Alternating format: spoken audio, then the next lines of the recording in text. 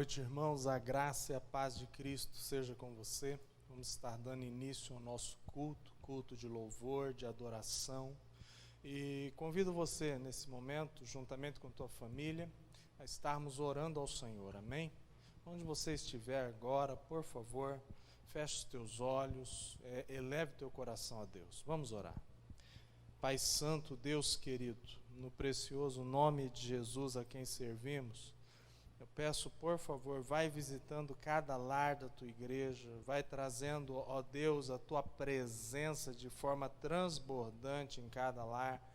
Fala, ó Deus, através desse culto, ao coração de cada pessoa que assiste, ó Pai. Em nome de Jesus, que, ó Deus, a tua presença possa ser, ó Deus, de forma a trazer paz, alegria e certeza da salvação e do reino dos céus na vida de cada um que ouve. Em Cristo Jesus, por favor, nós consagramos todos os atos deste culto ao Senhor. É a oração que faço em Cristo Jesus. Amém. Amém, queridos? Nós estaremos louvando ao Senhor agora. Peço que você adore ao Senhor de todo o teu coração. Amém? Deus abençoe. Graça e paz, irmãos. Amém? Vamos louvar ao Senhor com alegria. Queria convidar você, neste momento, a se colocar de pé na sua casa, onde você estiver. Vamos louvar a Deus, porque Ele merece o nosso melhor, Ele merece todo o nosso louvor. Que você possa adorar a Deus com todo o teu coração, com toda a tua alma, com tudo que Ele te ofereceu nessa noite, amém?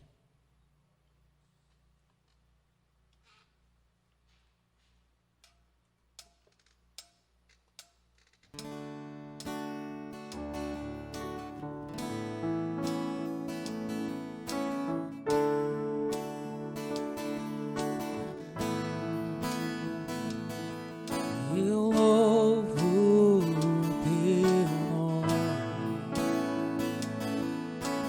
louvo teu nome, o nome que está sobre todo nome. Toda honra damos ao Senhor Jesus. Toda honra ao teu honras ao teu nome, o nome que é maior que todo nome.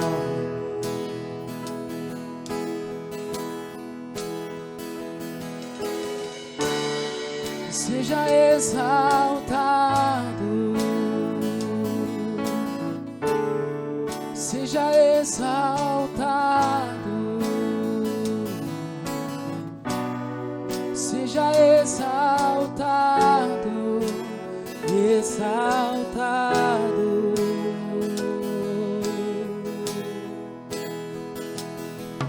Eu louvo teu nome,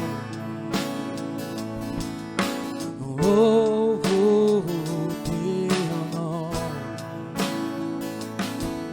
o nome que está sobre todo nome.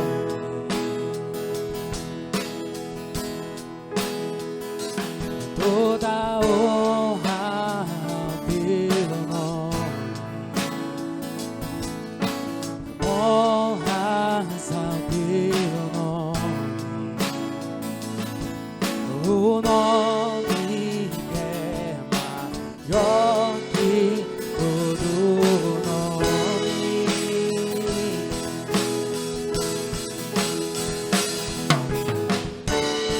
Seja exaltado,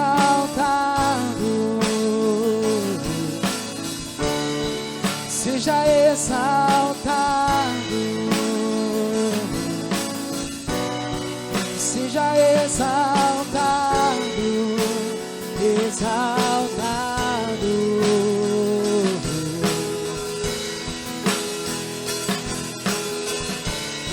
Seja exaltado, seja exaltado, seja exaltado.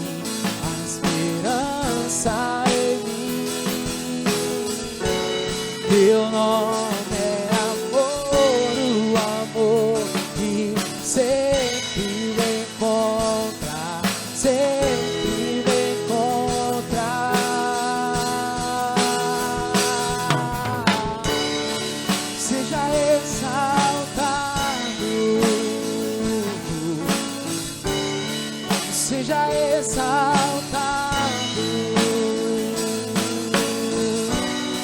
seja exaltado, exaltado.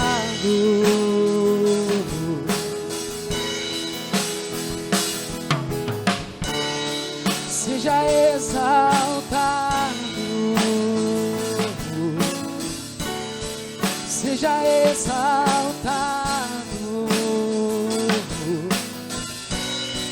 seja exaltado, exaltado.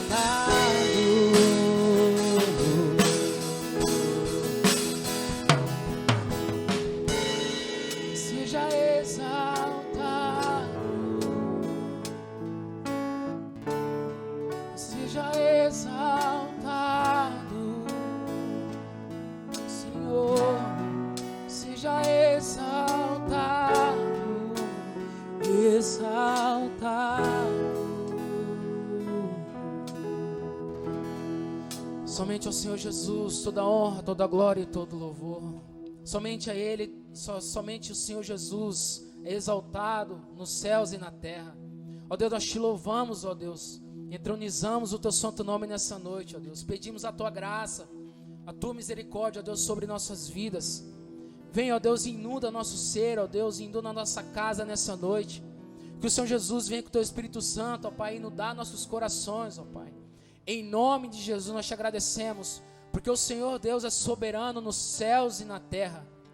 Em nome de Jesus, vamos continuar louvando a Deus com toda alegria em nosso ser. Que você possa louvar a Ele em meio às dificuldades. Na alegria é fácil adorar a Deus, mas na tristeza que nós vemos se realmente estamos adorando a esse Deus de todo o coração. Amém? O nosso Deus é soberano, Ele reina antes da fundação do mundo. O nosso Deus é soberano, Ele reina antes da fundação do mundo. A terra era sem forma e vazia, e o Espírito do nosso Deus se movia sobre a face das águas. Foi Ele quem criou os céus dos céus e fez separação das águas e da terra seca. Foi Ele quem criou os luminares, criou a natureza e formou o homem. Glória a Deus por suas maravilhas, pela sua grandeza. Glória a Deus, glória a Deus por suas maravilhas, pela sua grandeza. Glória a Deus, nosso Deus é soberano, Ele reina antes da fundação do mundo. Nosso Deus é soberano, Ele reina antes da fundação do mundo.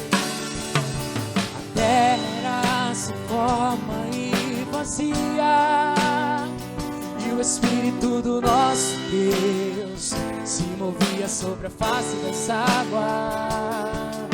Foi Ele quem criou os céus dos céus e fez separação das águas e da terra seca. Foi Ele quem criou os luminares, criou a natureza e formou o homem. Glória a Deus por suas maravilhas, pela sua sua grandeza. Glória a Deus, glória a Deus, por suas maravilhas, pela sua grandeza. Glória a Deus, glória a Deus, por suas maravilhas, pela sua grandeza. Glória a Deus, glória a Deus, por suas maravilhas, pela sua grandeza. Glória a Deus, glória a Deus. Aleluia, Jesus. Glorificamos e exaltamos o teu santo nome, ó Deus. Aleluia. Nós declaramos, ó Deus, que tu és santo, tu és soberano, Senhor Jesus. Um alto preço foi pago, Jesus, naquela cruz por nós. Por isso estamos aqui nessa noite, ó Deus, para te agradecer, ó Deus, por aquele feito, ó Deus, por nosso favor, ó Pai. Ó Deus, em nome de Jesus, ó Pai, nós glorificamos e exaltamos o teu santo nome. Inunda, Senhor Jesus, a tua igreja. Inunda, Senhor Jesus, a nossa casa, as nossas vidas, Senhor Jesus. Que possamos, ó Deus, dar o nosso melhor diariamente, ó Deus, a Ti, Pai. Nós te adoramos, ó Deus.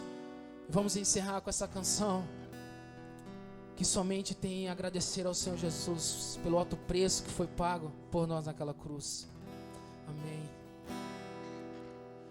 Eu sei que foi pago um alto preço para que contigo eu fosse o meu irmão. Quando Jesus derramou sua vida, Ele pensava em ti, Ele pensava em mim, pensava em nós. Eu sei que foi pago um alto preço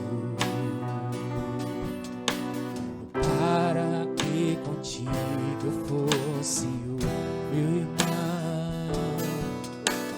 Quando Jesus derramou sua vida, Ele pensava em ti, Ele pensava em mim, pensava em nós. E nos via redimidos por seu sangue, lutando bom combate no Senhor,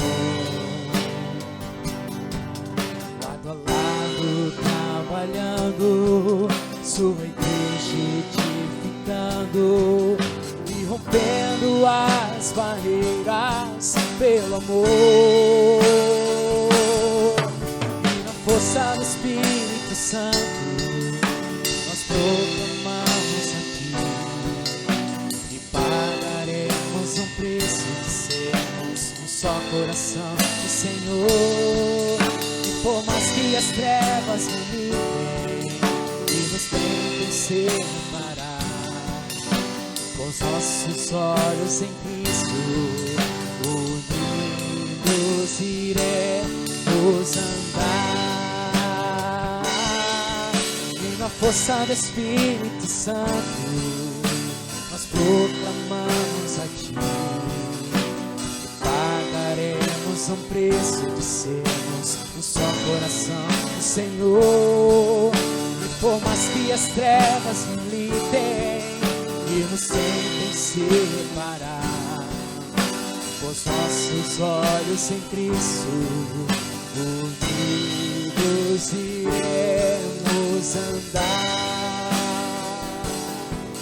unidos iremos andar, unidos iremos andar. Aleluia, Jesus. Ó Pai, em nome de Jesus, Pai, entregamos o nosso louvor, ó Deus, a nossa adoração a Ti. E pedimos, ó Deus, que o receba, ó Pai, de todo o coração, ó Deus. Que o Senhor, Deus, possa falar conosco, ó Deus, através da Tua palavra. Que a Tua palavra, ó Deus, possa ir de encontro aos nossos corações, ó Pai, ir de encontro às nossas vidas.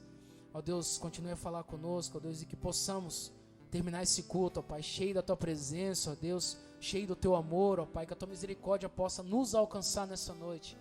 Que possamos viver realmente, ó Deus, a Tua palavra, que é viva e eficaz, ó Deus, e verdadeira. Nós Te louvamos, ó Deus, agradecido por tudo, em nome precioso santo de Jesus. Amém. Bem, queridos, a graça e a paz de Cristo. Voltamos aqui na palavra agora, ok? E eu vou pedir para você abrir a palavra de Deus no livro de Mateus, capítulo de número 13. Mateus, capítulo 13, onde Jesus, ele ensina o povo através de várias parábolas, né? Dentre elas, a que nós escolhemos hoje para ministrar ao seu coração, é a parábola do trigo e do joio. Amém? Capítulo 13, verso 24 ao 30, e depois nós vamos ler também do verso 36 ao 43. Amém? Nós estamos numa série de mensagens onde nós estamos relatando, falando das características, não é mesmo, do verdadeiro cristão, daquele que demonstra Cristo através das suas atitudes, o que é importante na vida do cristão, não é mesmo? E aqui dentro do texto de Mateus capítulo 13, do verso 24 em diante, a Bíblia diz assim, acompanhe comigo, pegue a sua Bíblia, Mateus 13, 24. Propôs-lhes outra parábola dizendo, por que outra parábola, querido?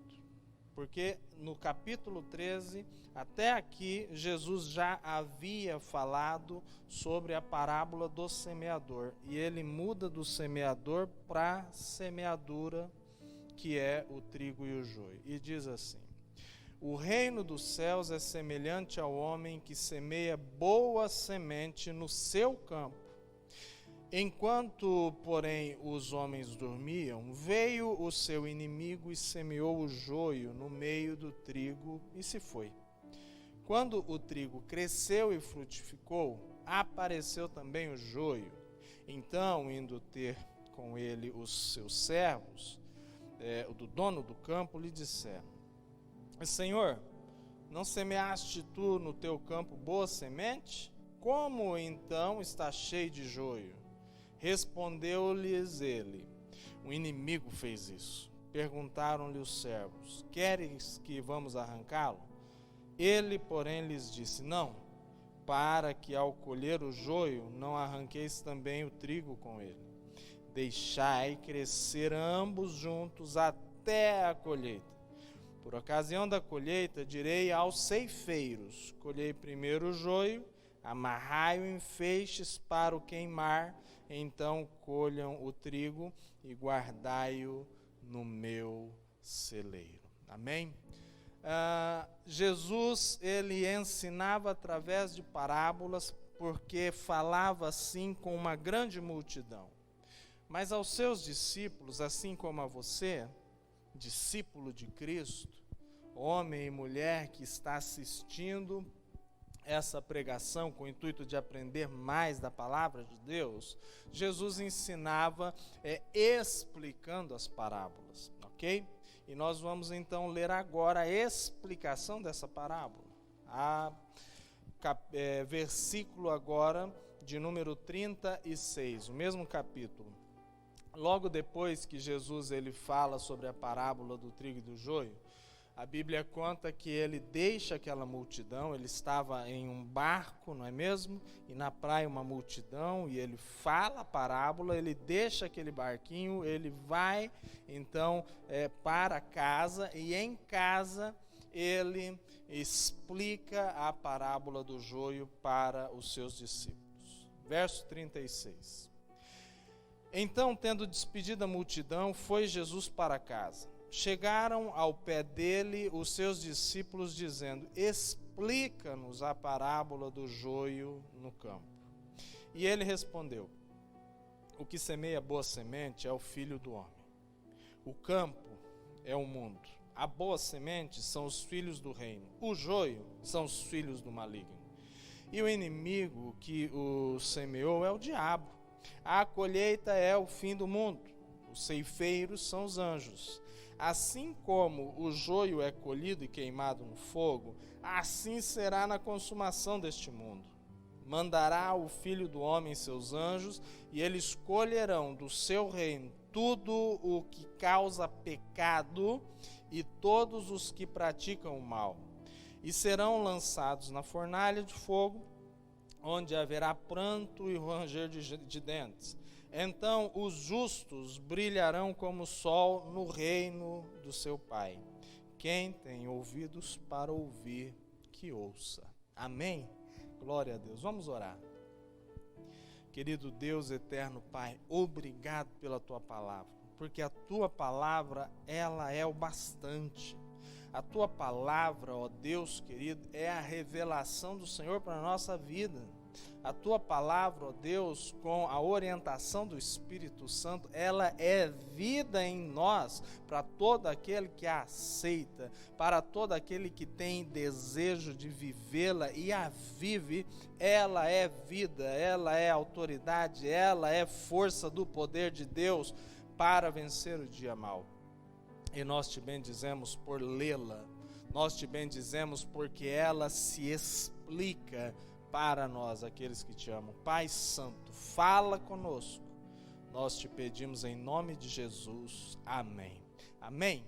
Olha só, meu irmão, minha irmã, nós, como pai da reforma, temos Lutero, e Lutero, ele tinha esse pensamento como base de todo o estudo de Lutero. Ele tinha como base as Escrituras, a palavra de Deus. Não que ele não consultasse outros livros, mas para ele tudo deveria sair da palavra de Deus. Porque ela, como nós acabamos de ver, ela mesmo se explica, não é mesmo? Jesus aqui, ele prega para uma multidão de uma forma e depois ele explica o que pregou para seus discípulos. Muito bem. Algumas afirmações nós podemos tirar de forma introdutória desse texto da parábola. Veja bem, tanto da leitura do texto da parábola como da explicação, nós percebemos, em primeiro lugar, anote aí se você está acompanhando essa pregação e quer anotar, anote aí. Em primeiro lugar, se o Filho do Homem é o proprietário, compete-nos dizer que toda a plenitude da terra pertence a Jesus Cristo, não é mesmo? Jesus, ele fala, não, e o proprietário da terra que saiu a semear na sua terra, não é mesmo? É assim que o texto diz. Olha lá comigo. O reino dos céus é semelhante ao homem que semeia boa semente aonde? No seu campo. O campo é dele. A terra e toda a plenitude da terra pertence a Jesus. A Bíblia relata isso em Salmos, capítulo 24, versículo 1. Diz que a terra e a sua plenitude, todos os habitantes pertencem ao nosso Deus, não é mesmo? E não para por aí, Mateus, capítulo 28, verso 18, quando Jesus ele é ressurreto e reaparece ali aos discípulos, a primeira palavra de Cristo é a seguinte: todo poder me foi dado no céu e na terra. A ele pertence a terra, todo poder foi dado a ele. Por isso, ide e fazei discípulos, é o que o Senhor Jesus nos fala. Sabe, Romanos ainda, no capítulo de número 11, verso 36, a palavra, ela vem afirmando essa verdade eterna, de que Jesus, ele é dono de todas as coisas. A Bíblia diz, em Romanos capítulo 11, verso 36, porque por ele, para ele, são todas as coisas. Abre lá comigo para você identificar e grife, se possível, se você tem o costume de grifar, grife na sua Bíblia. Se não, anote num papel para não precisar riscar a sua Bíblia. Capítulo de número 11, verso 36, diz assim: porque dele, por ele e para ele são todas as coisas. Glórias, pois, a ele eternamente. Amém. Amém, queridos? Falando da pessoa de Cristo. Por Ele, dele e para Ele são todas as coisas. Ele é o dono do campo. E Ele saiu ali para semear boa semente. E a Bíblia, então, vem falando sobre essa passagem de uma forma muito profunda. A segunda afirmação, que eu posso retirar de forma introdutória desse texto, é que o inimigo, o diabo, o inimigo de Deus, ele tem semeado paralelamente ao que semeia boa semente, a Jesus, ele tem semeado a má semente, o joio, olha só, não é? Dentro da mesma plantação que é o mundo, para fazer o que? Resistência contra o reino de Deus. Sempre foi assim. A Bíblia diz isso, Jesus esclarece isso, que depois que plantou, então o inimigo vem e durante a noite semeia o joio em meio ao trigo. Sabe, historicamente falando, Jesus ele se utiliza dessa parábola porque era algo natural naquela época. Infelizmente, naquela época, haviam pessoas que, por se tornarem inimigas umas das outras, às vezes até vizinhos, que de uma forma, podemos dizer assim, por desejar algo que não é dele, não é mesmo? Ele semeava sementes ruins na plantação do outro. Enquanto o outro ia lá, arava a terra, fazia um negócio bem feito, pensando em uma boa plantação, uma boa colheita, o vizinho, por inveja, durante a noite, isso é fato, ok? Essa parábola é uma parábola, mas aconteceu de forma verídica, na antiguidade acontecia muito, eles iam lá e destruíam, através de uma má semeadura, através de soltar animais em cima do que foi semeado, eles destruíam a terra das outras pessoas. Infelizmente, inimigos fazem isso, não é mesmo? Então Jesus usou isso porque o povo compreendia esse tipo de linguagem, ok? Então, espiritualmente, nós vemos aqui que há esse paralelo, não é? Enquanto o reino de Deus ele é implantado através da pessoa de Cristo, o inimigo tenta usurpar, ele tenta lutar contra o avanço, o crescimento do reino dos céus. Quantas vidas o diabo puder levar com ele no momento do juízo, ele vai fazer. Então, fiquemos atentos a isso, ok? Terceira afirmação verdadeira: existe um tempo entre a semeadura e a colheita. Isso é óbvio, não é mesmo? E é interessante, porém, que quando o fruto ele aparece, depois se semeia, então o fruto aparece, ali não tem como. Quando aparece, então você sabe se é joio e se é trigo, não é? Visivelmente você sabe. Jesus falava sobre isso quando ele explicitou a respeito dos falsos profetas. Jesus diz assim: mas pelos frutos vos conhecereis. Então, na hora que semeia, a terra está ali, não dá para saber, não é mesmo? O que é que vai nascer, mas depois, na hora da colheita, aí sim, aí não tem como nada ficar encoberto, não é mesmo? A Bíblia, ela relata isso em Marcos capítulo 4, verso 22. Abre comigo, por favor, a sua palavra. Marcos capítulo 4, no versículo 22, vai mostrando de forma bem clara essa situação, de que na hora que você semeia não dá para ver. Na hora que você está convivendo com as pessoas, no começo, no início de relacionamento, muitas vezes você não sabe se essa pessoa é uma boa semente, um filho do reino dos céus ou um filho de Belial. Não dá para saber, não é mesmo? E nós não podemos julgar. Capítulo 7, versículo 1 diz justamente sobre isso: não julgueis para que não sejais julgado, não é mesmo? Que direito nós temos sobre os filhos do reino? Nenhum direito. Assim sendo, não podendo julgar, nós crescemos juntos.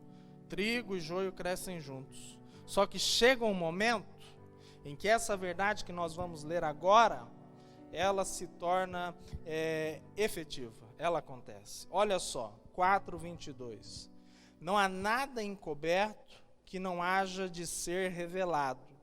Não, e nada se faz para ficar oculto, mas para ser descoberto. Jesus, então, aqui, ele fala a respeito da situação. Não adianta. Tudo que está oculto, tudo que não dá para ver agora, vai ser revelado, vai aparecer. E naquele grande dia, no dia da colheita, então vai ser separado sim o joio do trigo, ok? Vamos lá, quinta afirmação a respeito desta parábola. Vá no verso 41, por favor, Mateus 13, verso 41, e diz assim: mandará o Filho do Homem seus anjos, e eles colherão do seu reino tudo o que causa pecado, ou escândalo em algumas versões, e todo o que pratica o mal.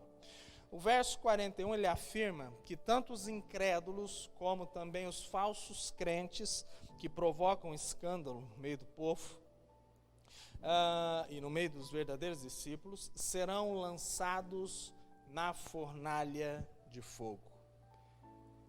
Isso é algo já determinado. Jesus está falando de forma escatológica do que vai acontecer, das coisas futuras, no dia do juízo, no dia do juízo, no dia em que todas as coisas ficarem patentes na presença de Deus, no dia do juízo do trono branco, no dia em que a morte, em que o além, em que o mar, todos entregarem, que o inferno, todos entregarem os seus mortos para serem julgados.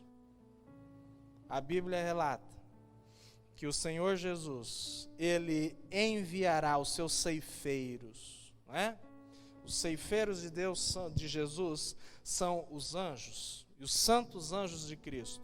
Eles farão separação entre o joio e o trigo, entre os bons peixes e os peixes que não servem para alimento. Queridos, isso é muito sério. A Bíblia, ela vem relatando isso de uma forma muito profunda. E sabe, em cima dessa afirmação, eu quero que você entenda algo. Nos últimos tempos, no dia do juízo, no dia do fim do mundo, como está aqui na parábola, quando os anjos vierem, não haverá mais tempo de arrependimento, não haverá mais tempo de mudança de vida. Isso é muito forte. Pensar que o dia se aproxima, pensar que eu não sei a hora, não sei o dia, não sei o mês, não sei o ano, mas está muito próximo, isso deveria trazer um alarde no meu e no seu coração. Porque se há em nós algum caminho mau, devemos rapidamente nos endireitar, porque o dia vem como ladrão. Olha o que a Bíblia diz. A palavra do Senhor, ela vai falando a respeito desses últimos dias. Abre comigo, por favor, em Mateus, capítulo de número 24. Mateus, mesmo livro, capítulo de número 24. Versículo de número 36 ao 44. Diz assim a palavra do Senhor: quanto ao dia, a hora, ninguém sabe, nem os anjos do céu, nem o Filho, mas somente o Pai. Como foi nos dias de Noé, assim será também na vinda do Filho do Homem. Pois assim como nos dias anteriores ao dilúvio, as pessoas viviam normal, elas comiam, bebiam, casavam-se, davam-se em casamento, até o dia em que Noé entrou na arca. E não o perceberam, até que veio o dilúvio, levou todos. Assim será também a vinda do Filho do Homem. Estando dois no campo, um será levado e o outro deixado. Estando duas moendo no moinho, será levada uma e deixada a outra. Portanto, vigiai, porque não sabeis a que hora há de vir o vosso Senhor. Entendei, pois, isso. Se o pai da família soubesse a que hora viria o ladrão, vigiaria e não deixaria que sua casa fosse arrombada. Por isso, estai vós também atentos, porque o Filho do Homem virá na hora em que não esperai. Querido, é hora de nos despertarmos, é hora de vigiarmos, é hora de orarmos, é hora de nós nos arrependermos das más obras, é hora de mudança de vida, é hora de santificação. Jesus ainda falando a respeito desses homens, dessas más sementes que seriam lançadas na fornalha de fogo, ele trabalha duas classes de pessoas bem interessantes. Não apenas os incrédulos desse mundo, mas também os falsos crentes, os cristãos que apenas de aparência, são apenas de aparência, ou os cristãos que cometem escândalos, pecados terríveis no meio, até mesmo dos salvos. Abre comigo, volta um pouquinho, Mateus capítulo 7, agora o verso 22 e 23. Diz assim a palavra do Senhor. Vamos ler do 21 para você entender a respeito dessa classe de pessoas, desse tipo de semente má. Nem todo o que me diz Senhor, Senhor entrará no reino dos céus, mas aquele que faz a vontade do meu Pai que está nos céus. Muitos me dirão naquele dia, Senhor, Senhor, não profetizamos nós no teu nome? Em teu nome não expulsamos demônios? Em teu nome não fizemos milagres? Então lhes direi claramente, nunca vos conheci, afastai-vos de mim, vós que praticais o mal. Queridos, precisamos ponderar, precisamos pensar, nos examinar e ver se nós não estamos sendo mais influenciados pela semeadura do mal do que pela semeadura do reino de Deus, pela semeadura daqueles que herdarão o reino. Como está a minha e a sua vida? Nós precisamos pensar a respeito disso. E é em cima disso que eu gostaria de compartilhar com você algumas características das pessoas que são aqui comparadas como sementes más, que são semeadas pelo inimigo de Deus, pelo diabo. A Bíblia diz em João 10:10 que o diabo, o inimigo de Deus, ele veio para roubar, matar e destruir. E ele não descansa enquanto trabalha nesse sentido. Então, devemos estar nos exortando uns aos outros, devemos estar olhando para nós mesmos. Olha só. Cabe a nós examinarmos, não é mesmo? A Bíblia, ela fala sobre algumas características dessas sementes, desse joio. Abre comigo lá em Provérbios. Provérbios, capítulo de número 6. A palavra do Senhor diz assim. Provérbios, capítulo de número 6, versículos de número 12 em diante, tá? Nós vamos ler do 12 ao 14 e depois do 16 ao 19. Provérbios capítulo 6, o verso 12, falando sobre o joio, diz assim: o homem de Belial, em algumas versões o filho de Belial, o homem vil ou mau, ele anda com perversidade na boca, pisca com os olhos e faz sinal ou manda com os pés. Acena com os dedos, ensina com os dedos. Perversidade há no seu coração. Todo o tempo maquina o mal, anda semeando contendas. Pelo que, agora o 16, as 6 coisas que o Senhor odeia, são características do filho de Belial. Olha só, preste atenção. E a sétima a sua alma abomina. São elas: olhos arrogantes ou orgulhosos, língua mentirosa, mãos que derramam sangue inocente, coração que elabora projetos maldosos, pés que se apressam a correr para o mal, testemunha falsa que profere mentiras e o que semeia contendas, discórdias entre os irmãos. filhos de Belial. Joio no meio do trigo. E quando falamos joio no meio do trigo, muitos cristãos pensam, é a igreja. Não estamos falando apenas da igreja. Nós estamos falando do mundo todo. O mundo é o campo que pertence a Jesus. E ele já saiu a semear. E a colheita já está pronta para ser feita. Os ceifeiros já estão a postos, esperando a ordem do Filho de Deus. Esperando a ordem de Deus ao Filho e do Filho aos ceifeiros. Nós estamos vivendo os últimos dias. Precisamos nos examinar. Então, as características do filho de Belial, é que ele é maldoso na sua boca, no seu coração estão cheios de perversidade, ele planeja o mal, semeia discórdia entre os irmãos, é orgulhoso, mentiroso e sanguinário. Nós precisamos olhar se não há características em nós, quer seja de uma forma explícita ou implícita, desse filho de Belial, desse joio, não é mesmo?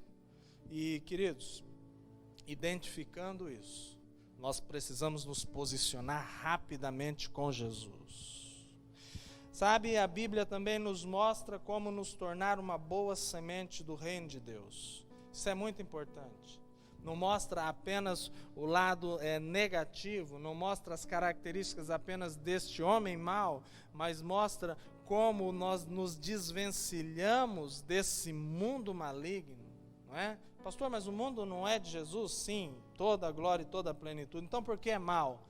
O regime, o sistema, o governo espiritual foi entregue ao inimigo de Deus, devido ao pecado original. Mas nada foge, nada acontece sem a ordem, sem que Deus deixe que aconteça. Todas as coisas, querido, guarda isso que eu vou te falar. Todas as coisas estão patentes aos olhos de Deus. Nada acontece por acaso. A Bíblia ainda relata para mim e para você que estamos vivendo a história do mundo, que todas as coisas cooperam para o bem daqueles que amam a Deus e são chamados segundo o seu propósito. Nós estamos ainda nessa terra com um propósito. Jesus, na oração por mim e por você, ele diz: Pai, eu peço que não os tire do mundo, mas que os livres do mal. Se você está assistindo a este culto nesta noite, é porque o Senhor tem te livrado do mal. Vamos lá. Então, a Bíblia mostra também como nos tornarmos sementes do reino de Deus. O primeiro passo é que se há algo em nós que precisa ser deixado de lado, então é necessário que eu me confesse ao Senhor, que eu me arrependa perante o Senhor de todas as coisas e que eu me converta ao Senhor Jesus. Olha só. Abre comigo a palavra de Deus em Atos dos Apóstolos, capítulo 3, Atos, capítulo 3, versículo de número 19. Atos 3, 19. O que fazer, então, para ter absoluta convicção, eu sou uma semente do reino? Diz assim: Arrependei-vos, pois, e convertei-vos para que sejam apagados os vossos pecados, e venham assim tempos de descanso pela presença do Senhor. A presença de Deus na nossa vida, ela traz paz, ela traz descanso para a nossa alma. E só tem a presença de Deus aquele que já se arrependeu dos seus pecados e se converteu à obra vicária de Cristo Jesus. Que obra é essa? Vamos lá, abre comigo no Evangelho de João, capítulo 1, versículo de número 12 e 13. Assim, nessa conversão, há uma obra espiritual que acontece na minha e na sua vida. Evangelho de João, capítulo 1, verso 12 e 13, a Bíblia diz assim: No entanto, a todos os que o receberam, aqueles que creem no seu nome, no nome de Jesus, deu-lhes o poder de serem feitos filhos de Deus.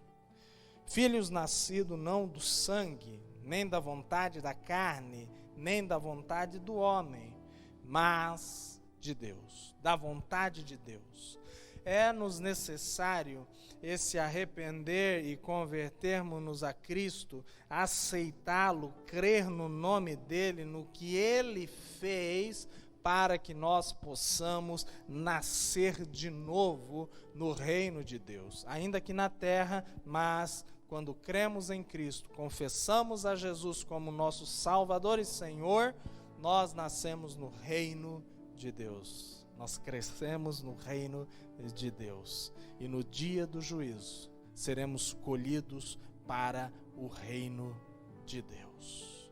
Mas ainda, continuando, para que eu e você entendamos, provavelmente, talvez você nunca tomou um posicionamento pessoal quanto a essa verdade, a Bíblia, ela relata o seguinte, abre comigo em Romanos, capítulo de número 10, texto conhecido de muitos irmãos, Romanos, capítulo de número 10, o versículo 9 diz assim: se com a tua boca confessares que Jesus é o Senhor, e no teu coração você crer que Deus o ressuscitou dentre os mortos, serás salvo.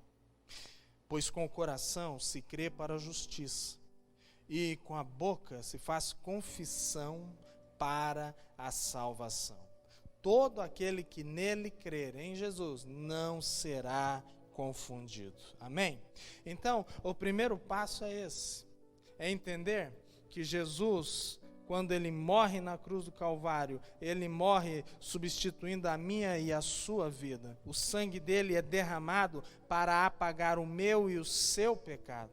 Tão somente isso. Tão somente isso. Olha só, abre comigo, a gente está no livro de Romanos. Abre aí em Romanos, o capítulo de número 5. Olha que lindo o que é escrito aqui. Versículo de número 6. Acompanha comigo. Romanos 5, 6. Porque Cristo, estando nós ainda fracos, morreu a seu tempo pelos que não mereciam, pelos maus, pelos ímpios, por mim e por você. Dificilmente morrerá alguém por um justo, embora alguém possa se animar e morrer pelo bom, mas Deus prova o seu amor para comigo e com você pelo fato que Cristo morreu por nós, sendo nós ainda pecadores. Muito mais agora que fomos justificados pelo seu sangue, seremos por ele salvos da ira de Deus. Foi por amor que Jesus entregou a sua vida na cruz do Calvário. Foi por amor a mim e a você. Foi por obediência a Deus Pai. Ele substituiu a minha e a sua vida. O sangue de Jesus é a paga, é o preço, o alto preço pago pelos nossos pecados. Foi por amor. Eu convido você, mediante a isso, a refletir em tudo que foi falado e fazer uma decisão sincera no coração de entregar a sua vida a Cristo. Sincero. Não importa o estado, pastor, eu já fiz essa decisão, mas de repente você está sendo influenciado pelas sementes do mal. Se é assim, é hora de se arrepender, é hora de voltar a Cristo. Mas, depois dessa oração, eu peço também que você entenda que não basta eu aceitar a Cristo, não basta eu apenas de boca fazer isso. A Bíblia diz que a fé verdadeira, ela é seguida de obras. Então, para concluir, precisamos viver o melhor de Deus. O melhor de Deus. Aqui e agora. Lembra do texto de João? Capítulo 10, 10. Jesus diz assim: eu vim para vos dar vida, e vida em abundância. A vida eterna começa aqui. Não começa nos céus. A vida eterna, ela continua nos céus, no reino de Deus, com o Senhor. Mas ela começa aqui agora. Essa decisão de aceitar a Cristo te dá o direito de viver eternamente. E é preciso saber como viver o reino de Deus na sua vida. Para concluirmos, abre comigo no livro de Colossenses, capítulo 3, verso de número 17. Diz assim: e tudo o que fizerdes, por palavras ou por ações, fazei-o em nome do Senhor Jesus, dando por ele graças a Deus Pai.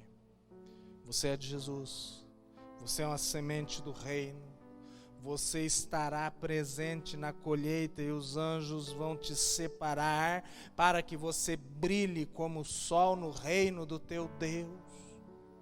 Pois se assim o é, nós precisamos falar, fazer, pensar, tudo para a glória de Jesus Cristo. O Evangelho te convida para uma transformação total. O Evangelho te convida para um caminho estreito e apertado.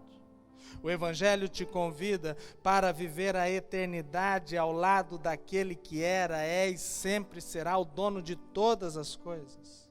O Evangelho, ele é constituído de paz e alegria no Espírito Santo. O Evangelho, ele te dá a esperança de viver o porvir, num local onde as tuas lágrimas serão enxugadas, aonde não haverá fome, aonde não haverá tristeza nem dor, aonde você será suprido pela presença de Deus 100%, e estará adorando ao Senhor pela eternidade. Esse é o Evangelho, essa é a garantia, a esperança do Evangelho, essa é a boa notícia do Evangelho, e é para mim e para você. Eu te convido a fechar os teus olhos, nós estaremos orando ao Senhor nesse momento. E se você precisa se confessar na presença de Deus, esse é o momento. Ainda que em uma oração silenciosa, comece a abrir o coração a Deus. Mas nesse primeiro momento, ore junto comigo. Diga assim: Senhor Jesus, por favor, ao sondar meu coração, que o teu sangue me perdoe de todo o pecado, pois tu és meu Senhor, meu Salvador. Eu creio que Deus, o Pai, te ressuscitou dentre os mortos e que o Senhor faz morada em minha vida. Toma, Senhor Jesus, o primeiro lugar na minha vida. Sê dono de mim, pois as Escrituras dizem que os moradores da terra pertencem ao Senhor. E eu declaro e confesso o Senhor como meu dono, meu soberano. Pai Santo, Deus bendito, por favor, que o Senhor vá, ó Deus, tocando cada vida nesse momento, cada vida que abre o coração, que se entrega ao Senhor em arrependimento. Que o Senhor vá derramando a força do teu poder e a transformação do Evangelho. Que cada um possa vivenciar o melhor de Deus, ó Pai.